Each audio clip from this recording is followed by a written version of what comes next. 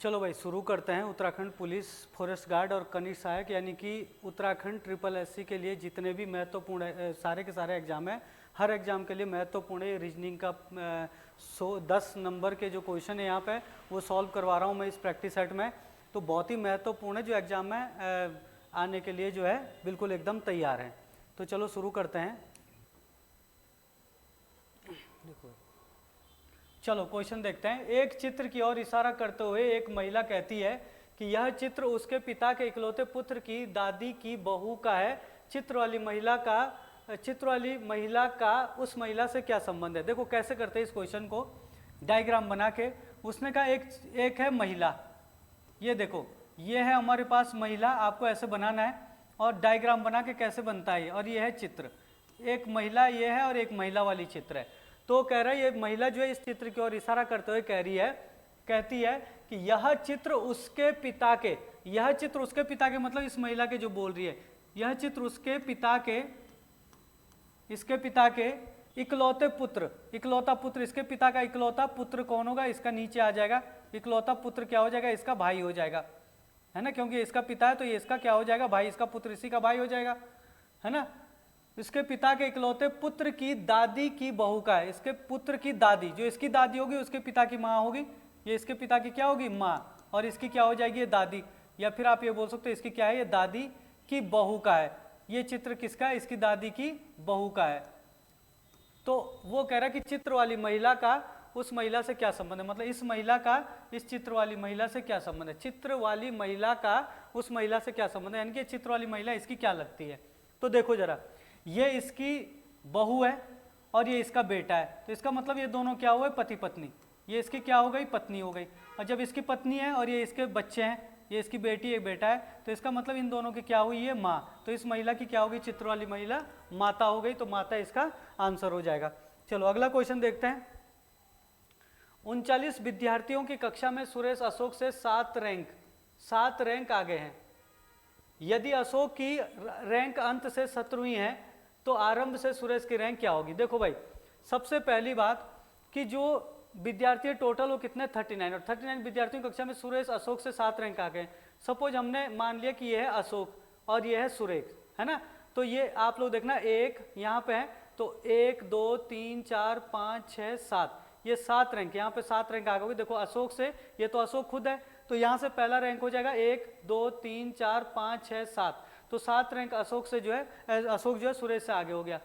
ऊपर से वो क्या बोल रहा है कि अशोक की रैंक अंत से 17वीं है। अंत से मतलब इधर से 17वीं है अशोक की रैंक। अगर इधर से अशोक की रैंक 17वीं है मतलब इधर से ये वाला जो नंबर है यहाँ पे, ये 17वां नंबर है अशोक का। तो ये 17वां नंबर है, तो ये कितना हो जाएगा, 18 19 20 21 22 23 24, तो ये कौन सा नंबर हो जाएगा, 24 का मतलब अंत से जो सुरेश है वो कौन से नंबर पे है, 24वें नंबर पे है। अब अगर आप देखोगे तो कह रहा है 39 विद्यार्थियों की कक्षा, टोटल 39 विद्यार्थी है। भाई टोटल 39 विद्यार्थी, तो कह रहा है इधर से जो सुरेश की रैंक होगी वो क्या होगी। सबसे पहले तो मैं आपको ये बोलूं कि सीधे 39, टोटल जब 39 है तो 39 में से आप 24 को माइनस कर दो। अब जब 39 में से 24 को माइनस कर दोगे तो यहाँ की रैंक आ जाएगी। तो ये कितना बचेगा आपका, 9 में से 4 जाएगा तो कितना बचेगा, 9 में से 4 गया 5, है ना, 9 में से 4 गया 5, और 3 में से 2 गया तो कितना बचेगा, 3 में से 2 गया तो आपका कितना बच गया, 1। तो कुल मिला के सुरेश की जो रैंक है वो माइनस हो चुकी है। तो इसका मतलब इसमें हमें सुरेश की रैंक को ऐड करना पड़ेगा, तो कितने हो जाएंगे इसमें, 16, तो 16 इसका आंसर हो जाएगा। ठीक है ना, समझ में आ गया होगा। अगला क्वेश्चन देखते हैं। 9 दिन पहले मोहिनी सिनेमा देखने गई।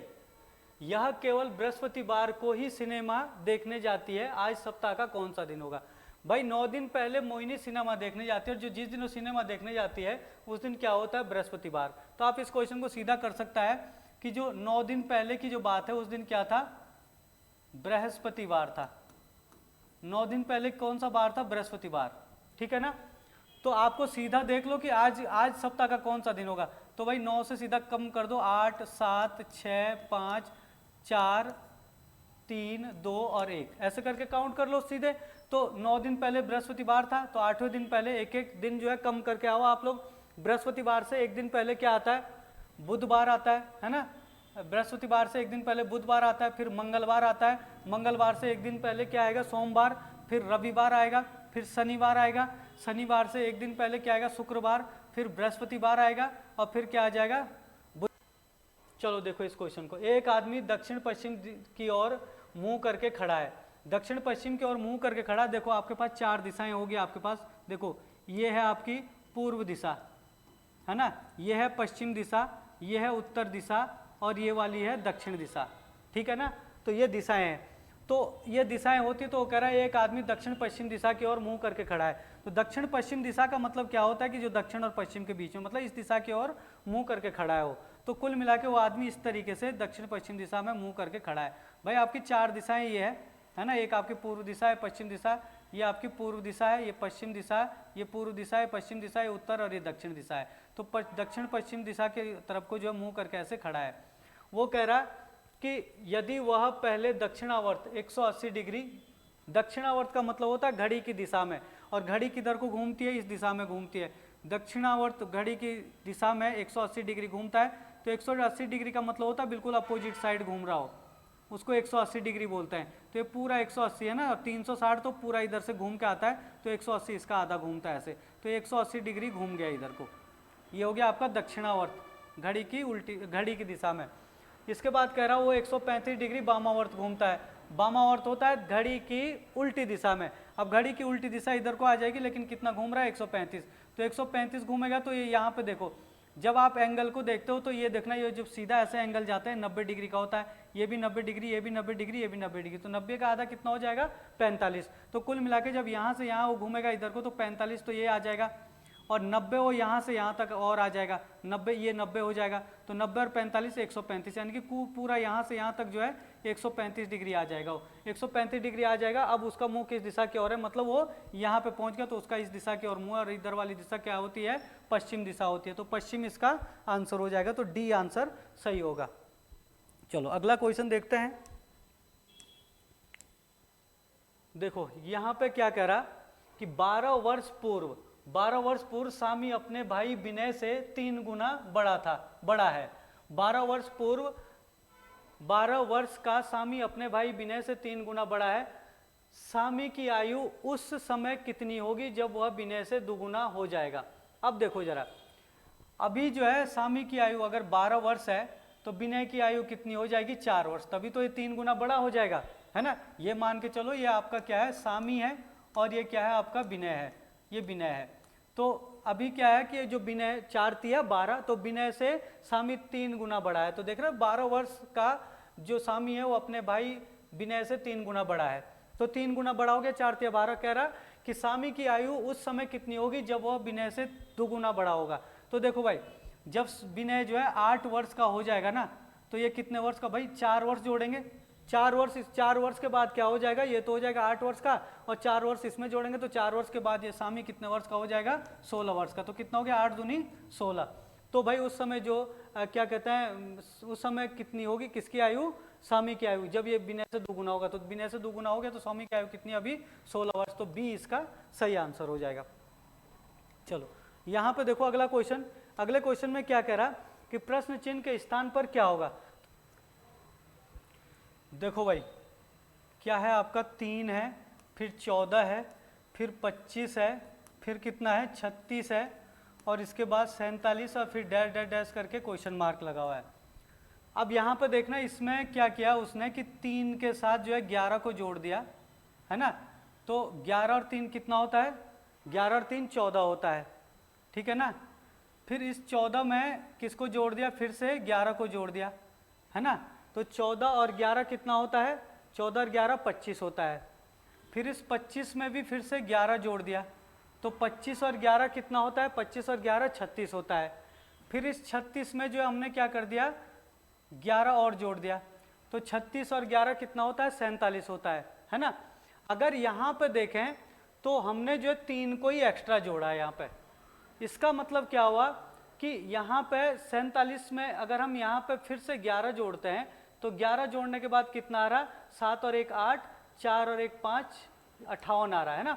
लेकिन 58 तो यहाँ पे ऑप्शन में है नहीं दिया हुआ, और इसलिए उसने यहाँ पे भी क्या लिखा, डैश डैश डैश करके। अब इसके बाद यही सीरीज बन जाएगी, 58 फिर 11 जोड़ेंगे फिर कितना आएगा, फिर 11 जोड़ेंगे फिर कितना आएगा। इसका मतलब ये 11 के मल्टीप्लाई में हमारा क्या हो रहा है, ये 3 एक्स्ट्रा हो रहा है। तो इन ऑप्शन में जो भी 11 के मल्टीप्लाई में आएगा और उसमें 3 एक्स्ट्रा होगा वही आपका आंसर हो जाएगा। अब आप 11 के मल्टीप्लाई में इसको देखोगे तो 11 कम 11, 11 कम 11 पूरा जा रहा, 11 कम 11, 11 कम 11 1 बच रहा, 11 कम 11, 11 कम 11 2 बच रहा। इसमें देखो आप 114 की बात करोगे तो इसमें 11 का भाग दोगे तो 11 कम 11, फिर आपका क्या बचेगा 1 बच जाएगा, फिर 0 आ जाएगा, 4 आएगा, 11 कम 11 और फिर कितना बच जाएगा 3, यही 3 शेष बच रहा आपका जो एक्स्ट्रा बच रहा था, है ना। तो आपका आंसर क्या हो जाएगा, आपका आंसर हो जाएगा, आपका आंसर क्या हो जाएगा 1114, इसका क्या हो जाएगा आंसर। क्यों आया ये आंसर, क्योंकि जो ये 3 था यही यहाँ पे एक्स्ट्रा जा रहा, बाकी 11 11 11 11 उसमें जुड़ रहे हैं। आगे भी जब 11 जुड़ेंगे तो 1114 तभी आएगा जब आपके पहले जो है यहाँ पे 11 जोड़ेंगे। 11 जोड़ने से जो ये क्यों आएगा, क्योंकि 3 यहाँ पे पहले ही एक्स्ट्रा था, बाकी सब 11 11 ही जुड़ रहे हैं, ठीक है। तो ये आंसर हो जाएगा। चलो अगला क्वेश्चन देखते हैं। जिस प्रकार सूर्य का संबंध दिनकर से है उसी प्रकार चांद का संबंध होगा। तो चांद का संबंध देखो, चांद का सूर्य का जो पर्यायवाची होता है दिनकर होता है, चांद का पर्यायवाची क्या होता है निशाकर होता है, ठीक है। चलो तो निशाकर इसका आंसर हो जाएगा, आसान था। अगला क्वेश्चन है, दी गई श्रृंखला में 5 के कितने अंक ऐसे होंगे जिनके ठीक पहले 3 और ठीक बाद में 7 आया हो। तो 5 के कितने अंक होंगे, देखो 5 के कितने अंक ऐसे होंगे जिनके ठीक पहले 3 आया है और उसके ठीक बाद 7 आया। कुल मिलाकर हमने ये जोड़ा देखना है कि 5 के कितने अंक ऐसे हैं जिनके ठीक पहले 3 और ठीक बाद 7 है। तो हमने कुल मिला के जोड़ा देखना है 357 का।